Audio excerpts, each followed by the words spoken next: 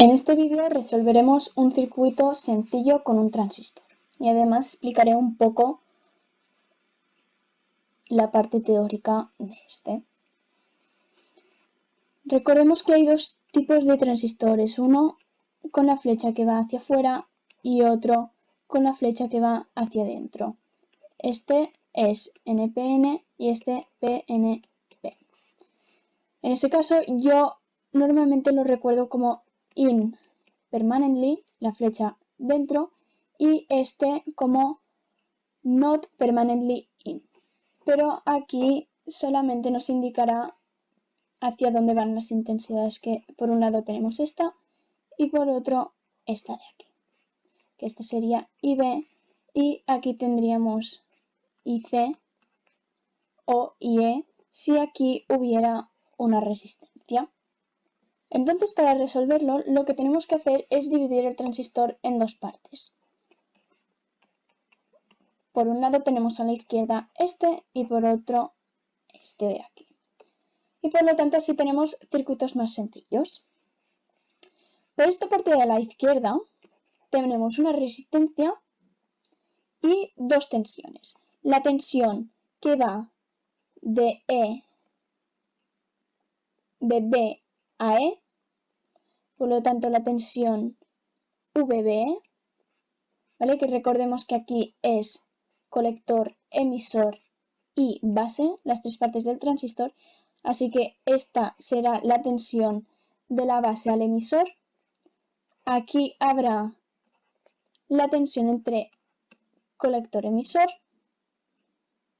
y aquí tendremos la que nos dan, que realmente es el de la pila, por lo tanto esta. Separamos por una parte la parte de la izquierda. En ese caso quedaría literalmente así.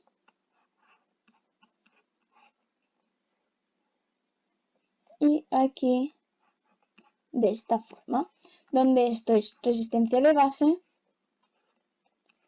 voltaje CC y VB.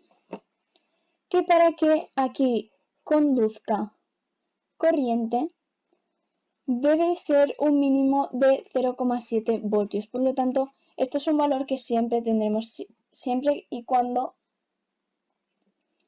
nos digan que por aquí pasa corriente, si no, todos los valores serían 0 y por aquí tampoco habría ninguna intensidad. Sí que tenemos esta parte del circuito que podemos resolverlo por Kirchhoff, por ley de Ohm, etcétera.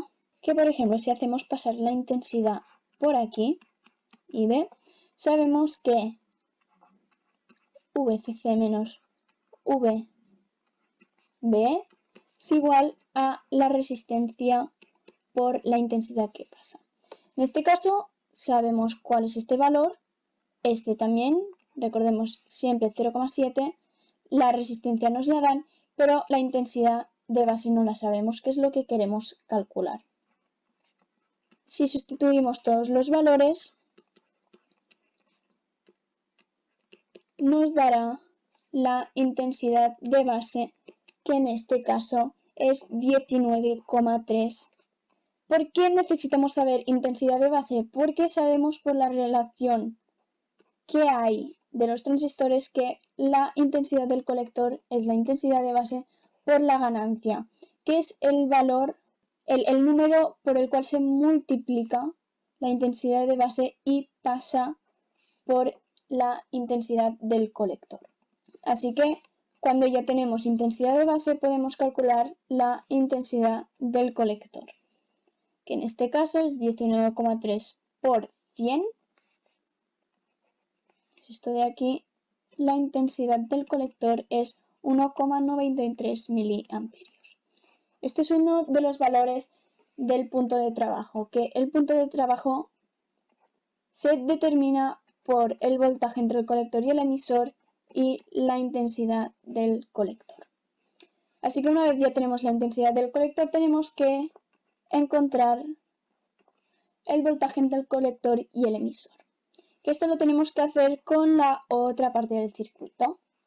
¿Que cómo quedaría? Pues de la misma manera que aquí. VCC menos VCE y con la resistencia y la intensidad del colector. Si no sabéis verlo claro, lo podéis dibujar aquí como hemos hecho en este circuito. Pero una vez habéis hecho muchos de estos, ya sabéis más o menos cómo serían las fórmulas o cómo aislar los valores que necesitamos. Así que sustituimos estos valores por 10 a la 3 y por 1,93 por 10 a la menos 3. Así que encontramos que la tensión entre el colector y el emisor es 15,75 voltios.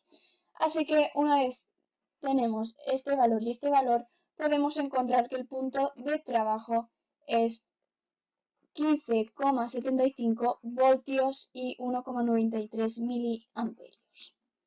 Pero si nos piden la recta de carga, es decir, la de funcionamiento del transistor, tenemos que seguir con el ejercicio. Lo que tenemos que hacer es calcular cuáles serían los valores de la intensidad del colector y la tensión del colector y el emisor cuando están en sus valores máximos, que solo es cuando están en la zona de corte. Cuando están en la zona de corte, lo que hacemos es que si la intensidad del colector es igual a 0, sabemos que la tensión CC es igual a la tensión entre el colector y el emisor, que es su máximo, que en este caso es 20 voltios. Y el caso contrario, si la tensión entre el colector y el emisor es igual a 0, la intensidad del colector es igual a VCC entre su resistencia, que en este caso 20 entre 2,2 por 10 a la 3 es 9,091 miliamperios. Y una vez tenemos estos valores, podemos representarlo en la gráfica y representar la recta de carga. En este caso aquí tendremos intensidad del colector en miliamperios. Aquí ponemos la tensión entre el colector y el emisor en voltios.